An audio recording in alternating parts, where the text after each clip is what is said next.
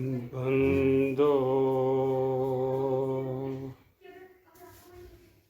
परम गुरु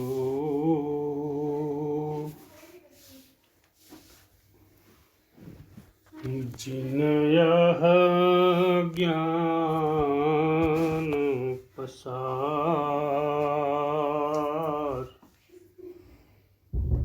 सतयुग में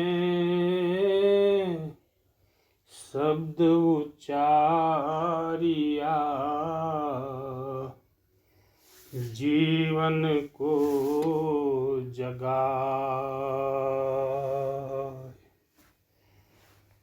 जीवन को जगा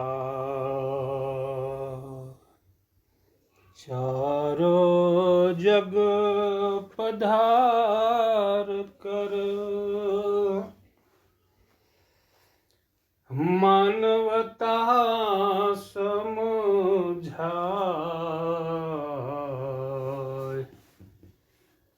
ऐसे परम दयालु करुणामय सद्गुरु चरण सिर नाय सद्गुरु चरण सिर नाय।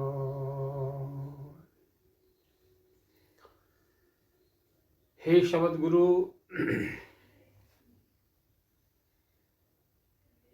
भूले हुए जीवों को मार्ग दिखलाने वाले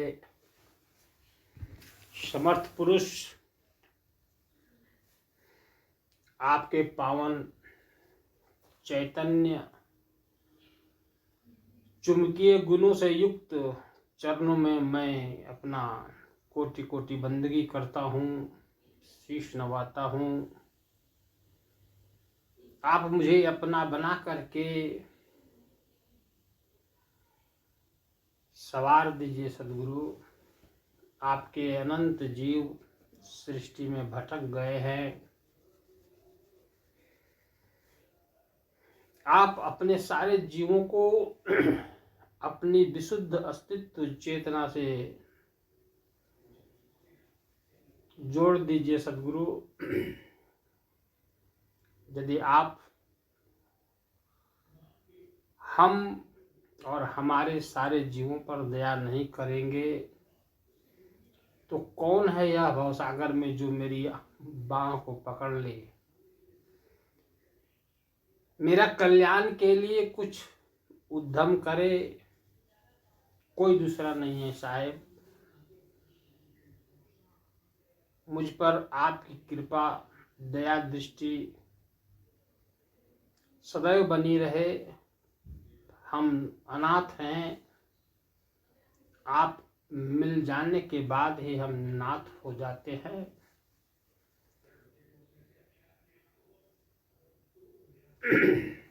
मेरे सद्गुरु के जिज्ञासुओं, सद्गुरु के पावन कमल चरणों में प्रेम निभाने वाले, सत्संग की महिमा अनंत है, असीम है, अगाध है।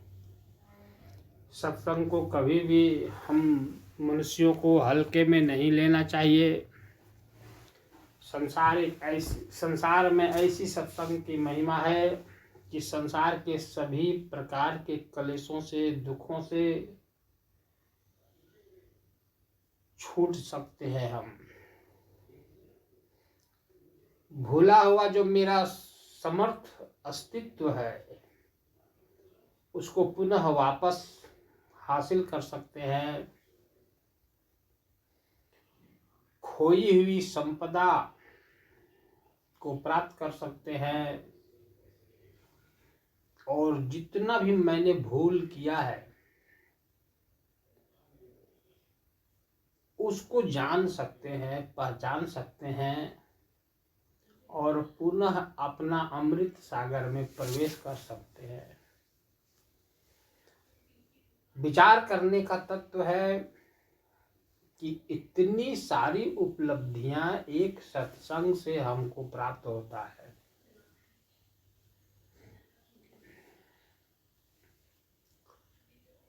सत्संग में जीवन को सौंपने वाला मनुष्य संसार के सभी शक्तियों से परिचित हो जाता है।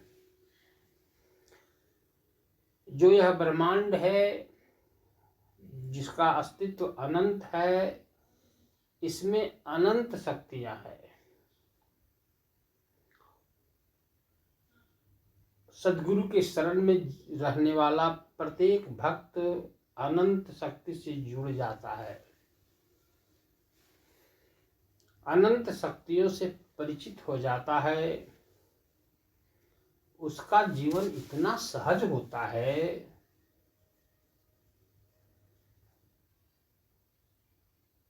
कि वह प्रकृति में रह करके प्रकृति पार असंग रहता है। जैसे फूल में फूल का खुशबू विराजमान होता है, लेकिन खुशबू फूल के पकड़ से बाहर है, उसको कैद नहीं किया जा सकता, पकड़ा नहीं जा सकता, महसूस किया जा सकता, वह स्वतंत्र है। ठीक उसी तरह से जीवन हमारा आपका हो जाता है सद्गुरु के सिखाने से, सीखने से, सद्गुरु के पढ़ाने से और पढ़ लेने से, सद्गुरु की शिक्षा से जुड़कर हम सब कुछ प्राप्त कर सकते हैं।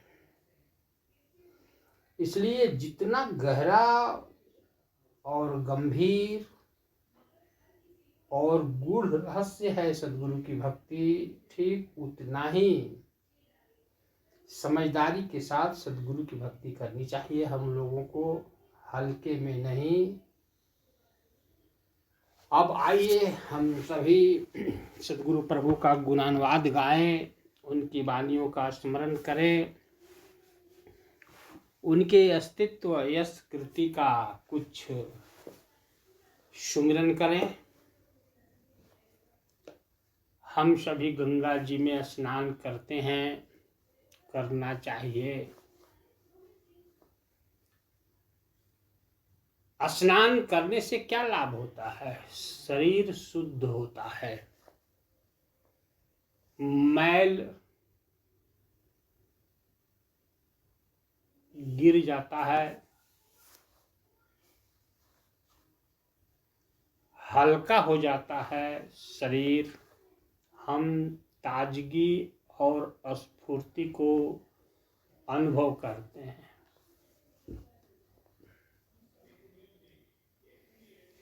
और ध्यान करने से मन पवित्र होता है,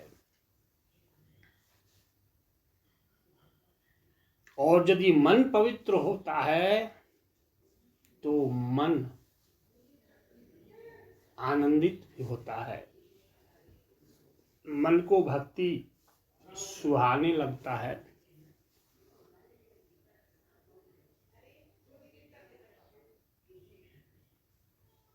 गंगा में स्नान करने से मन को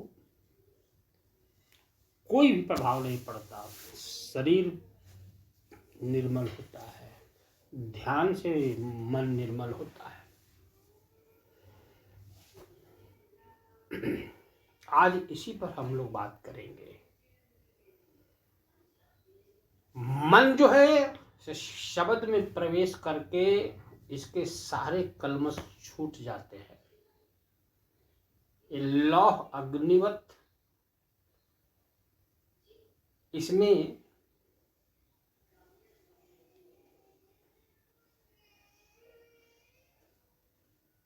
चमक दिखने लगता है, प्रभाव पड़ने लगता है,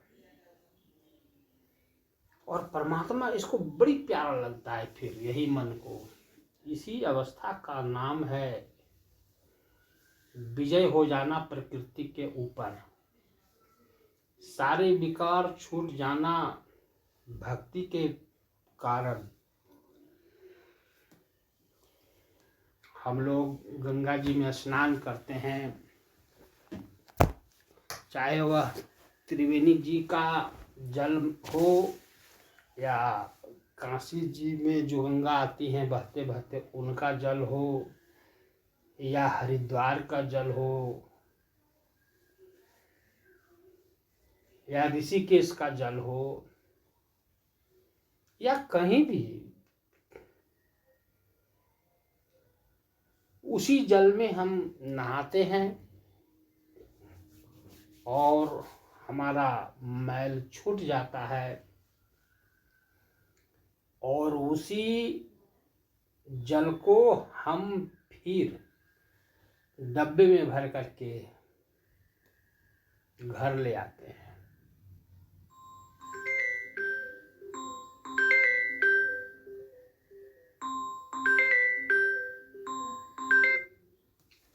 हेलो,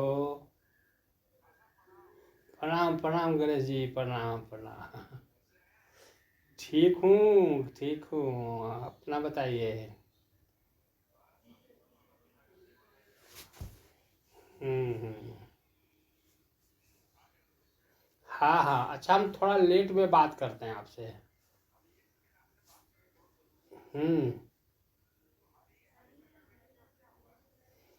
वो पति पत्नी में उन लोग झगड़ा किया था, और वो झगड़ा करते में 12 बजे रात या 1 बजे रात हम लोग जो सुने हैं, वो तेल डाल दी शरीर में और माचिस मार दी। ना ना, खुद खुद एकदम खुद अपने हजारीबाग में रहती थी अपने पिताजी के साथ घर में। हम्म। बस अभी हम बाद में बात करते हैं, अभी हम इमरजेंसी में। ठीक ठीक।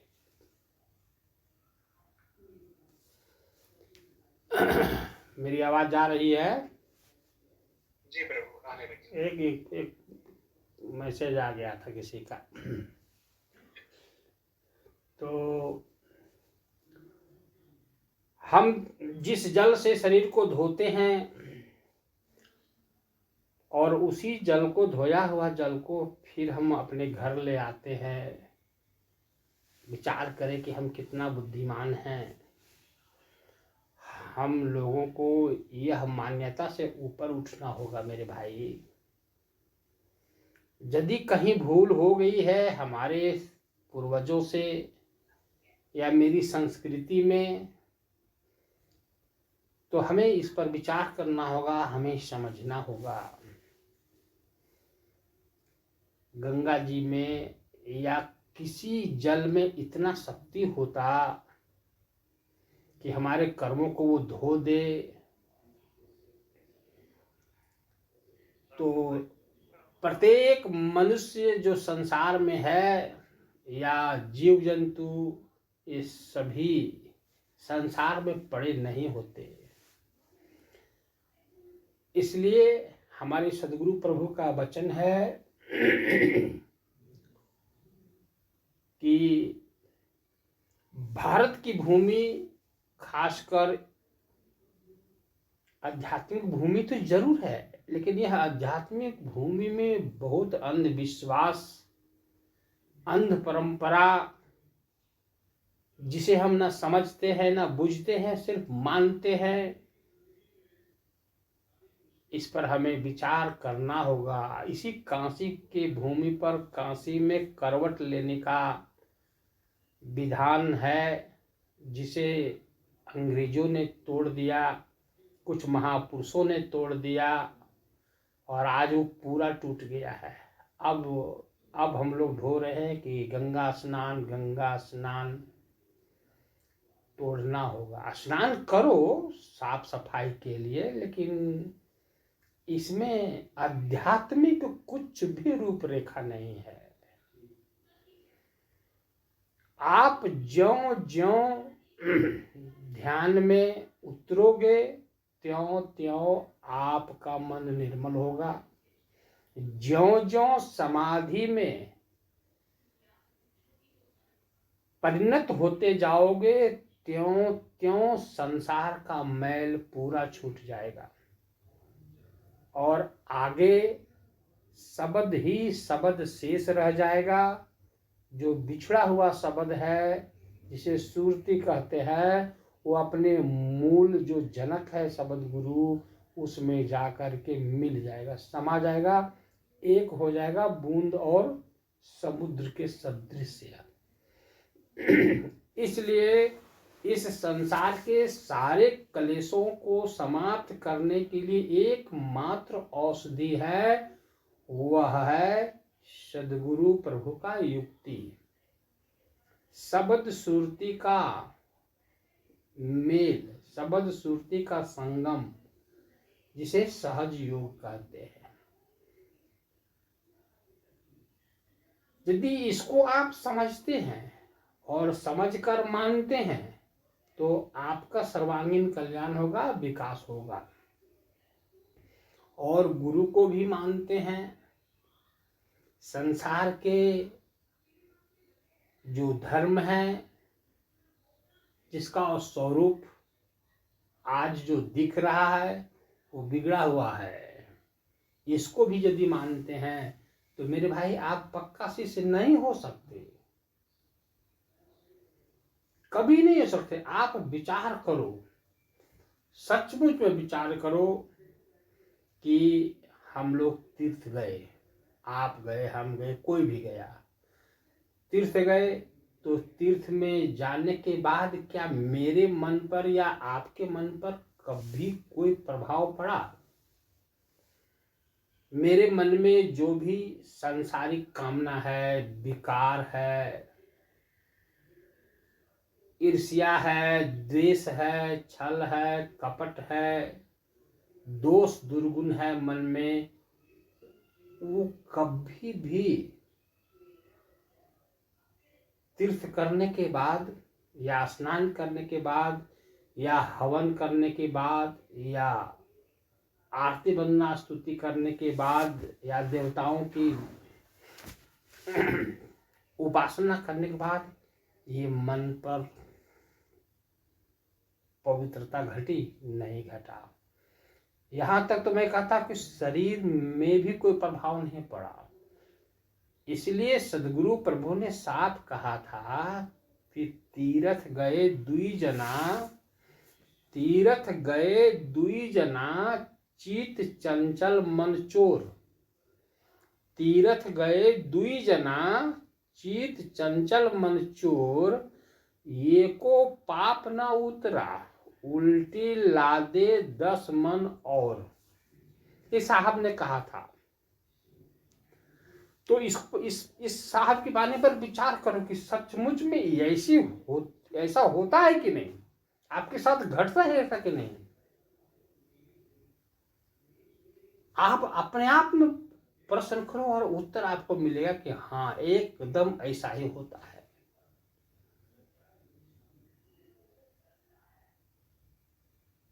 तो हमें जो अंध परंपरा चल चुकी है उसको सोचना होगा। आज भारत की भूमि पर या विश्व की कोई भी भूमि है जिसे हम तीर्थ कहते हैं, हाँ वो जरूर पवित्र था। कभी उस जगह पर कोई ध्यान लगाया है, धारणा किया है, समाधि लगाया है, परमात्मा को अपने अस्तित्व में उतार लिया।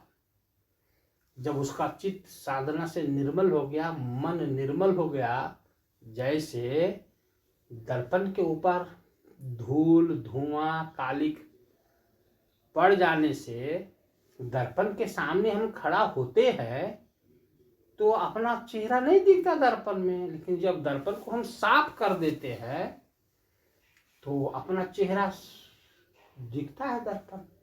ठीक उसी तरह से जब हमारा चित्त निर्मल हो जाता है, मन निर्मल हो जाता है, तो निर्मल मन पर परमात्मा बिल्कुल उतर जाता है सूरज की रोशनी के जैसा।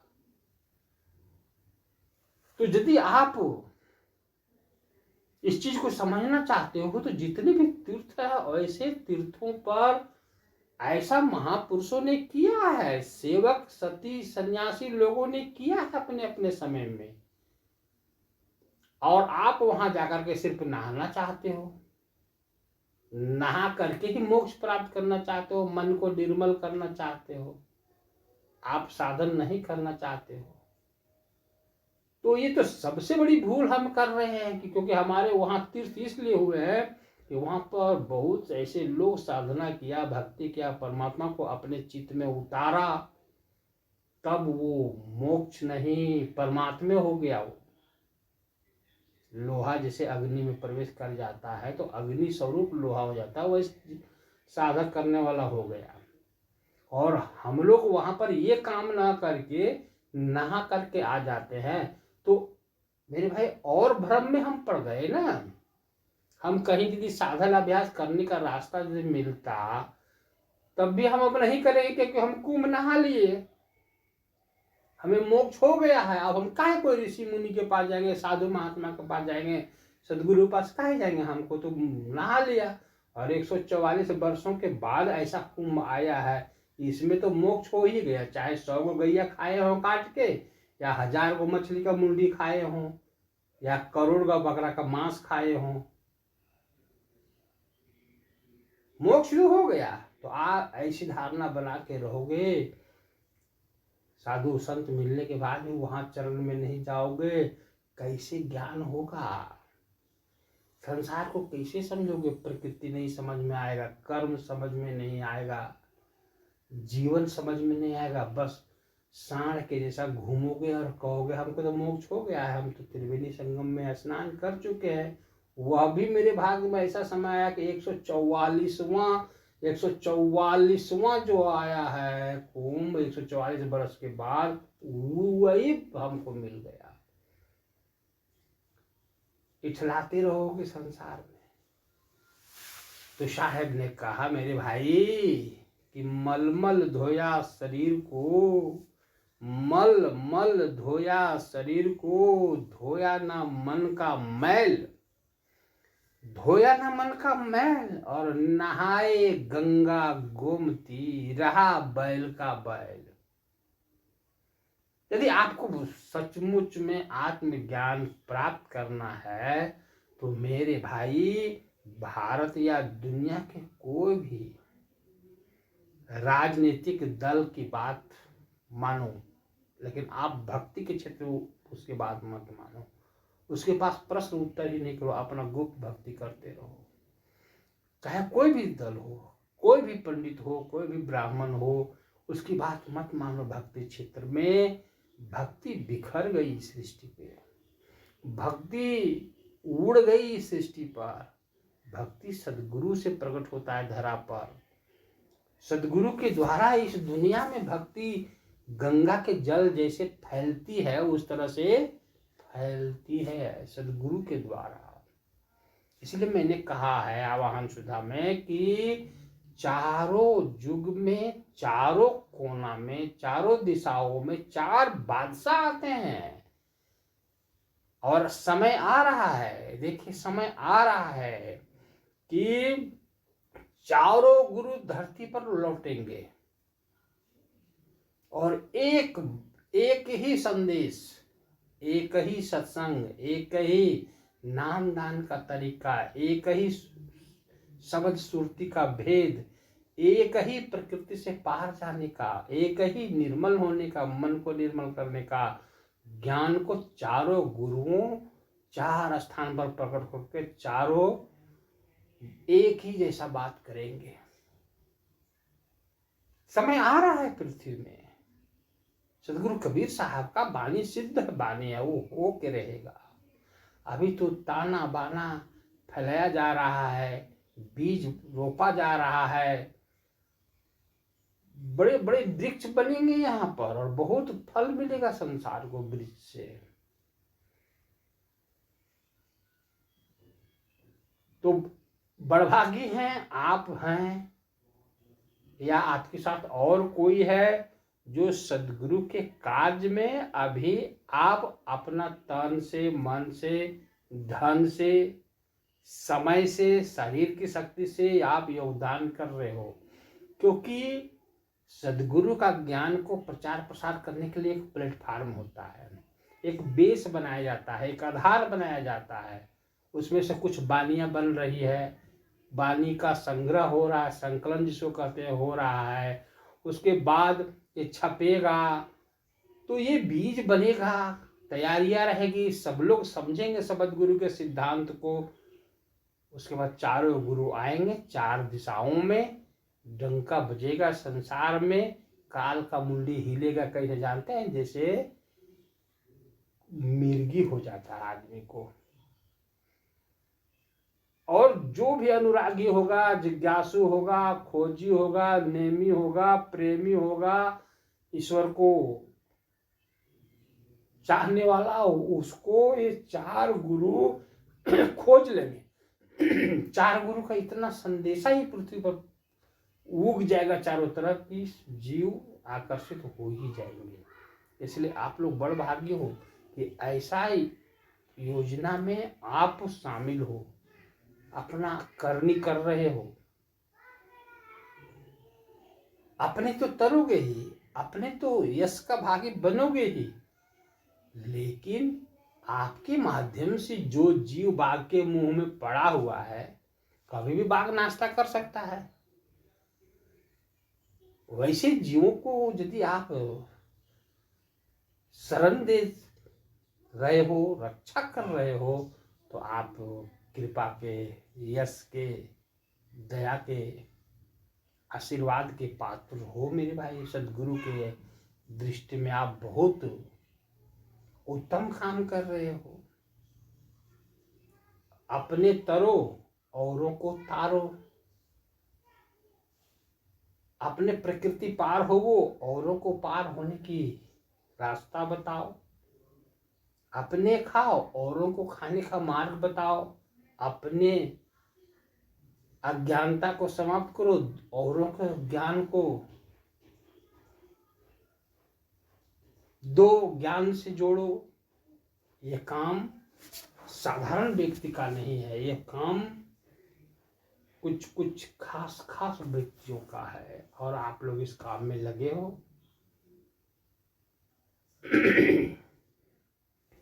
इसलिए हमें कहने में संकोच नहीं है कि दुर्लभ सद्गुरु पंथ है, भाग्यवान नर पाए। दुर्लभ सद्गुरु पंथ है, भाग्यवान नर पाए।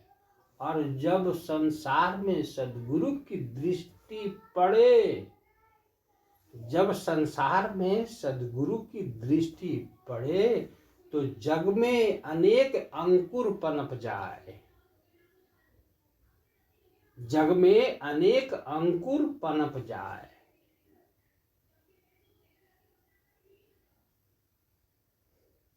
समय सिद्ध है वह, जब सद्गुरु जगत में चरण रखे। जग अंधियारा मीटन लागे, जग अंधियारा मीटन लागे। मनुष्य की चेतना जागन लागे।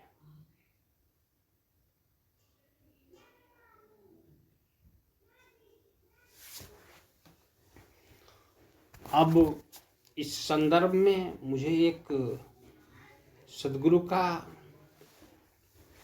भजन आपके सामने रखने की इच्छा है, उसको मैं सुनाता हूँ, आप लोग इसको सुनिए। तज काम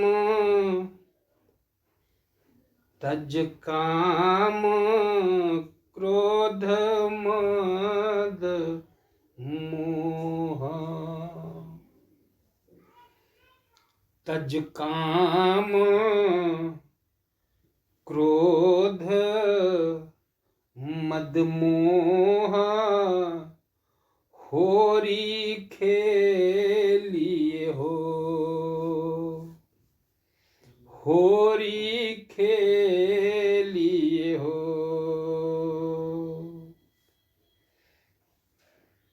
ज्यों पंकज जल में रहे, ज्यों पंकज जल में रहे। जल नहीं परसत दे, जल नहीं परसत दे, और माया मन पर हरी, और माया मन पर हरी। सतगुरु से करने तज काम क्रोध मद मोह, तज काम क्रोध मद मोह, होरी खेलिए हो, तज काम क्रोध मद मोह, होरी खेलिए हो। ज्ञान सुगंध गोद भर लीजय, ज्ञान सुगंध गोद भर लीजय, कुबुध गुलाल उड़ाइए, कुबुध गुलाल उड़ाइए, सत्य नाम गुण गाइए, यश को डफली बजाइए, यश को डफली बजाइए, मोह त्यागी होरी खेलिए, मानुष तन दुर्लभ है संतो, मानुष तन दुर्लभ है संतो, खेलो फाग स्वभाव, कहे कबीर चित चेतो हंसा,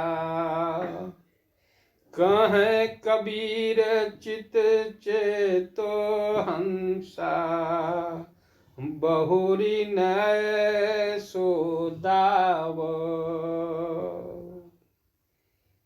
बहुरी नय सोदाव। सद्गुरु प्रभु अंतिम पंक्ति में कहते हैं कि दोबारा ऐसा दाव नहीं मिलेगा। कहें कबीर चित चेतो हंसा, बहुरी न ऐसो दाव, मैंने दोबारा ऐसा मौका अवसर तुम्हें नहीं मिलेगा। क्या कहना चाह रहे हैं सद्गुरु, आप क्या समझ रहे हो? मैं बता रहा हूं कि आपको ये सद्गुरु बता रहे हैं कि देखो अभी सद्गुरु पृथ्वी में प्रकट हैं और तुम मनुष्य हो, वैसे ही मनुष्य रूप में प्रकट है। तुम भी मनुष्य रूप में प्रकट हो, 84 लाख योनिया से आ गए हो मनुष्य के शरीर में, तो तुम्हारा भी पूरब का भाग जग गया है और इसमें 4 चांद लग गया कि सद्गुरु भी तुम्हारे साथ प्रकट है। तो सब ही साज है तुम्हारे पास, सद्गुरु है, सद्गुरु का सत्संग है और तुम 84 के चक्कर भोगने के बाद मनुष्य का शरीर में उपलब्ध हो। तो सद्गुरु समझाएगा तो मनुष्य के शरीर में जो जीव है वो समझेगा, करनी करेगा। और जैसे पंकज कहते हैं कमल के फूल को, वो जल के अंदर ही रहता है लेकिन जल उसको गीला नहीं कर पाता, स्पर्श नहीं कर पाता, वह असंग ही रहता है। उस तरह से आप इस संसार में रहोगे, शरीर आपका संसार में रहेगा लेकिन सूरत रहेगा पीव के साथ। और जब आपका विदेह मुक्ति हो जाएगा तब आपका शरीर भी नहीं रहेगा, सिर्फ सूरत रहेगी, जीव रहेगा, वो पीव में मिला हुआ रहेगा। और किस तरह से रहेगा? जैसे कमल संसार में है लेकिन कमल के अंदर संसार नहीं है, कमल जल के अंदर है लेकिन कमल में जल नहीं है, कमल को जल गीला भी नहीं कर पाता है। वैसे आप रहोगे प्रकृति पार मेरे भाई। यही मेरे सदगुरु प्रभु कहते हैं। इसलिए काम को त्यागो, क्रोध को त्यागो, लोभ को त्यागो, मोह को त्यागो, और ये सब त्यागने के बाद सदगुरु के साथ होली खेलो।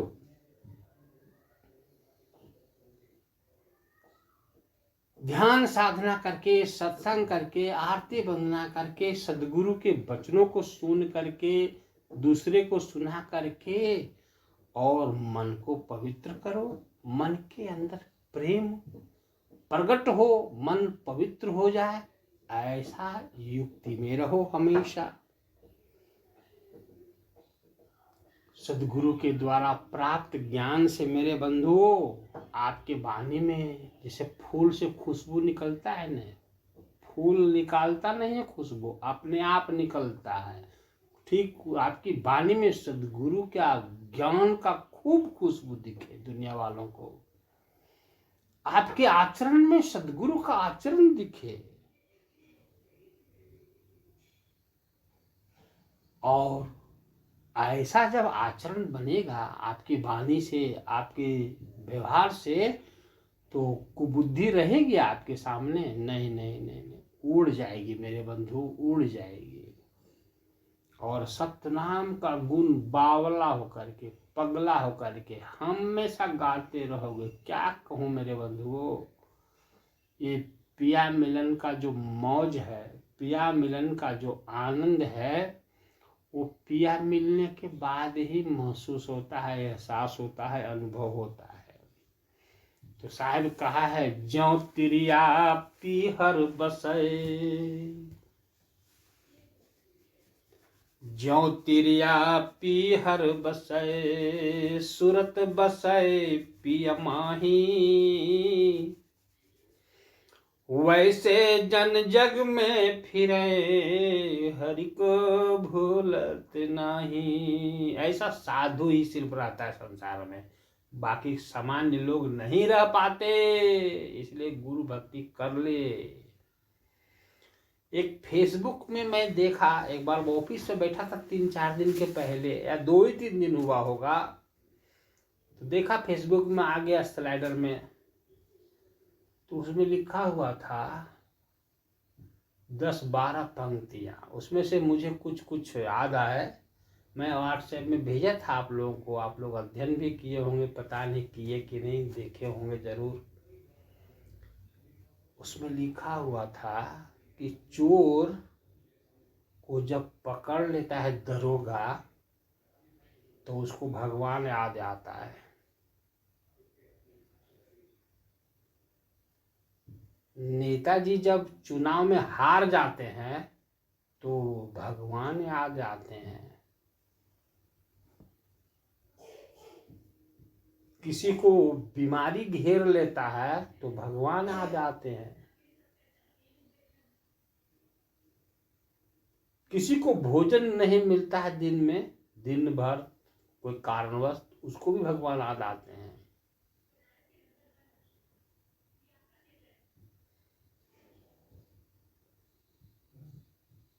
और बहुत ऐसी पंक्तियां थी, आप समझ जाओगे इतने में।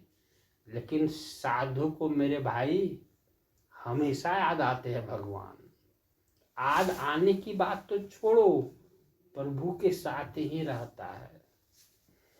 सुख में प्रभु को वो याद करता है, इसलिए उसको दुख कम आता है। और यदि दुख आ भी गया तो दुख और सुख में एक के समान उसको प्रभु याद आते हैं।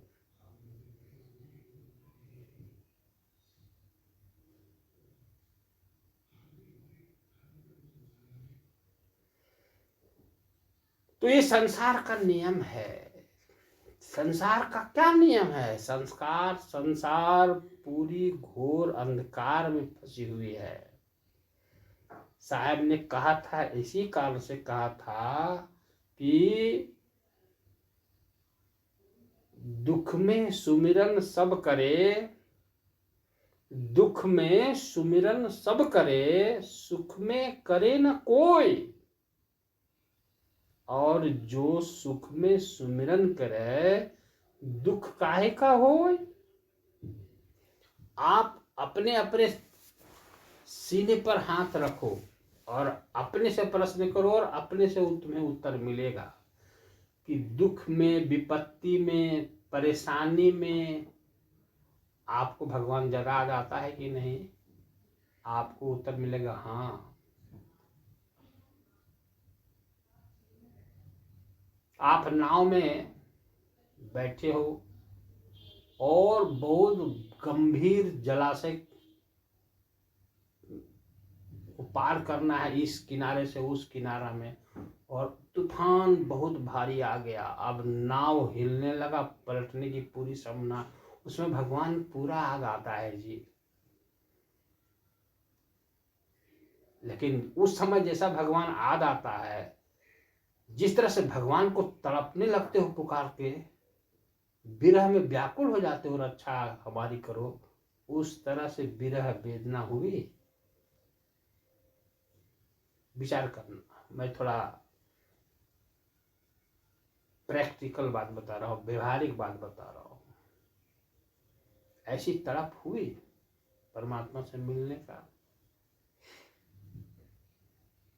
धन कमाए हो बहुत मेहनत से, पसीना बहा के, और वो धन यदि खो जाए तो उस समय कितना भगवान याद आते हैं कि प्रभु तुम यह धन मुझे वापस दिला दो। क्या ये इस तरह की विरह होती है सामान्य समय में? तो सुख में, दुख में सुमिरन सब करे, सुख में करे न कोई। और जो सुख में सुमिरन करे, दुख काहे का होय। ऐसा जीवन को बनाओ।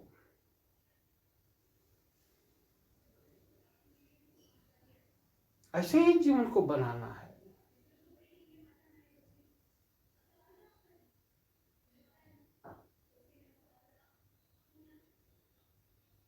मेरे बंधुओं, कथा में जीवन को मत गुजार दो, कहानियों में मत फंसो, अनुभव में जीवो, और संसार में रह करके संसार से असंग रहने की कला सीखो। संसार में लिप्त मत हो। देखते देखते बाल पकने लगे, देखते देखते दांत झड़ गए। अभी अभी अभी अभी एक सप्ताह के पहले हम खा रहे थे मूंग, अंकुरित मूंग, और ऊपर ऊपर का जो दांत है एकदम लास्ट वाला, अंदर तरफ वाला, वो 3-4 हिस्सा में एक हिस्सा टूट के और वो मूंग के अंकुर में ही आ गया। हमको लगा इतना बड़ा पत्थर कहाँ से आ गया भाई में, ऐसा संभव नहीं है। तो जब हाथ से उसको पकड़ा तो देखा कि ये तो मेरे दंत महाराज है। 4 हिस्सा में एक हिस्सा निकल गए। तो देखते देखते देखो दांत भी झड़ने लगे जी, बाल भी पकने लगे। और देखते देखते जीवन के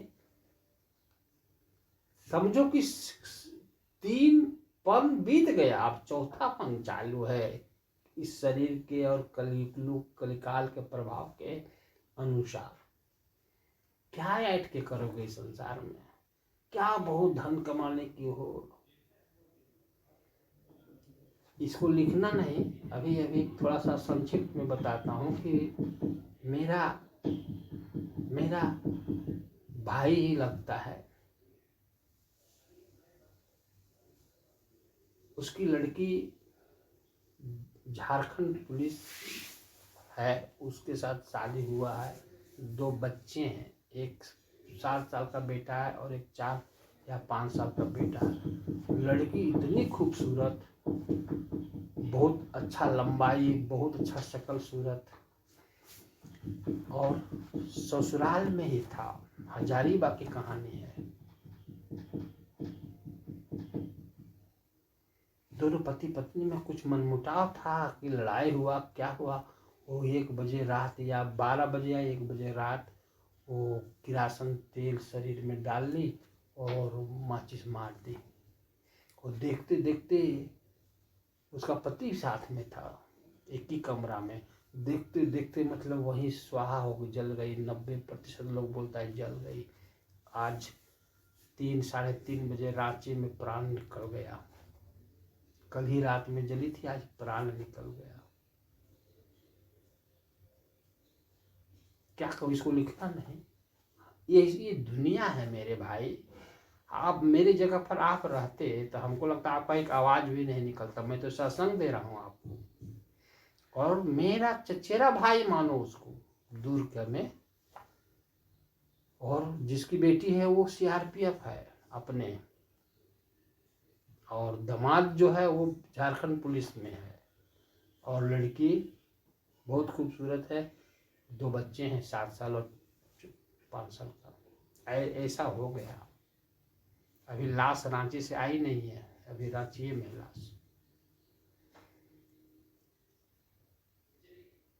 आपको ये ज्ञान इसलिए मैं देना चाहता हूँ कि हम लोग कितना सम रहते हैं संसार में।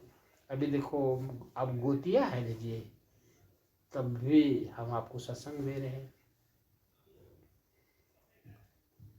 तो सुने हैं भजन की, कौन ठगवा नगरिया लूटल हो, कौन ठगवा नगरिया लूटल हो, कौन ठगवा नगरिया लूटल हो। चंदन काठ के बनल खटोलना, चंदन काठ के बनल खटोलना, तापर दुल्हन सूतल हो। पूरा संसार सातिर ठग के चंगुल में जी रहा है। घर के अंदर मारेगा और कैसे मारेगा? हो सकता है कि दूसरे से मरवा देगा, हो सकता है आपको अपने से मरवा देगा। जैसे वो लड़की को किसी ने नहीं मारा, वो लड़की के अंदर नेगेटिव ऊर्जा खड़ा हुआ, जिसको आप मन भी कह सकते हो, क्रोध भी कह सकते हो, और बोले कि मैं समाप्त करती हूँ अपना शरीर को, और जलने लगी माचिस मार के।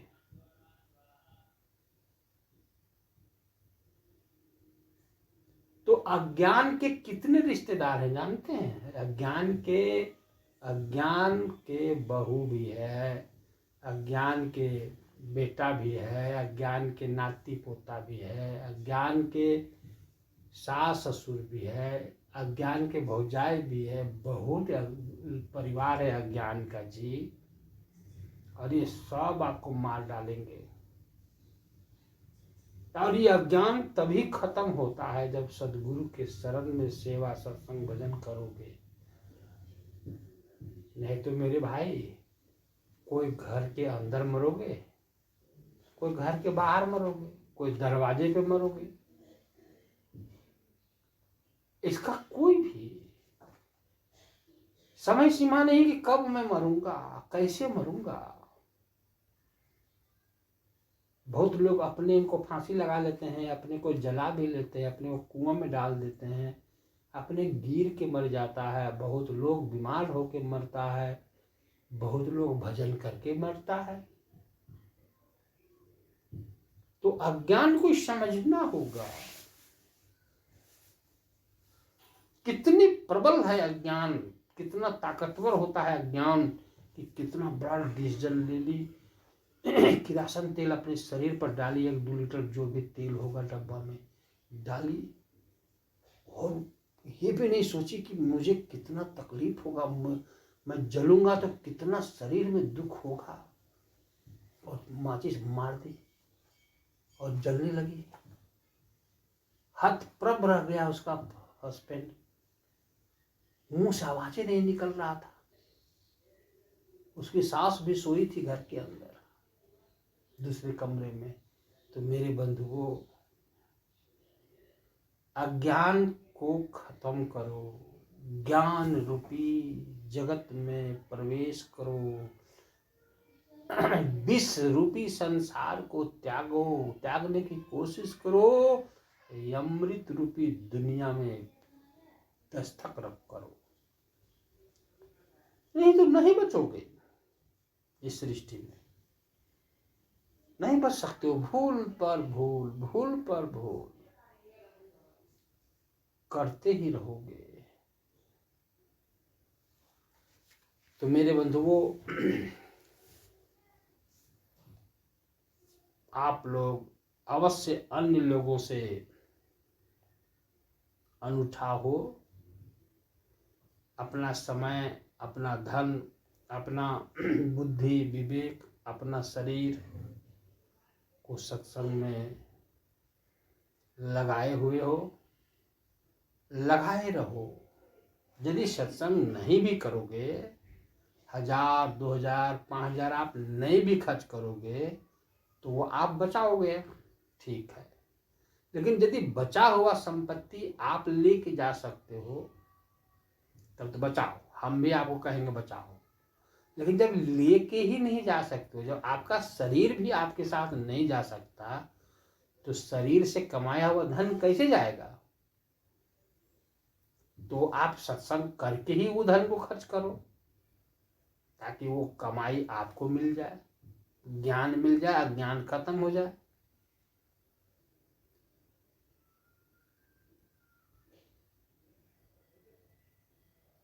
घर परिवार को भी ज्ञान दो, घर परिवार को भी समझाओ, घर परिवार को भी इस ज्ञान से जोड़ो, रिश्ते नाते पड़ोसी कुटुंब को भी जोड़ो। सत्संग करो, सत्संग को बोझ मत बनाओ, नहीं तो आपका कमाया हुआ धन भी आपका बोझ हो जाएगा एक समय। आपके बनाए हुए रिश्ते भी आपको बोझ लगेंगे एक दिन, और वो सारे रिश्तेदारों को आप भी बोझ लगोगे बुढ़ापा में। ये पत्नी भी, पत्नी को पति बोझ लगेगा, पति को पत्नी बोझ लगेगी। ये बच्चे जितने लाड़ लड़ाते हैं ना अभी, ये सब बच्चे को बुढ़वा बोझ लगने लगता है, बुढ़िया। तो अपना भी बना लो मेरे भाई, अपना हाथ मजबूत रखो, अपना उड़न खटोला को तैयार रखो, कि जैसे शरीर का अंत होने का समय आ जाए तो खटोला में बैठ जाऊं मैं।